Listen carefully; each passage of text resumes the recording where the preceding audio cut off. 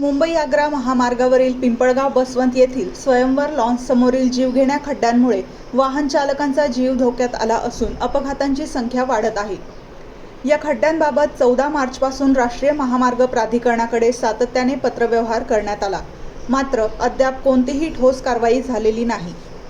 याच पार्श्वभूमीवर सामाजिक कार्यकर्ते राहुल जोरे यांनी उपोषणाचा इशारा देत राष्ट्रीय महामार्ग प्राधिकरण, जिल्हाधिकारी नाशिक, पोलीस अधीक्षक नाशिक ग्रामीण तसेच संबंधित पोलीस अधिकाऱ्यांना निवेदन दिले आहे। दरम्यान आज पिंपळगाव बसवंत पोलीस स्टेशनचे पोलीस निरीक्षक यांनी घटनास्थळी भेट देऊन पाहणी केली, तसेच संबंधित विभागाला तातडीने उपाययोजना करून 2 दिवसांच्या आत खड्डे बुजवण्याच्या सूचना दिल्या आहेत। यावेळी प्रशासनाच्या विनंतीनुसार प्रस्तावित उपोषण 2 दिवस पुढे ढकलण्यात आले आहे।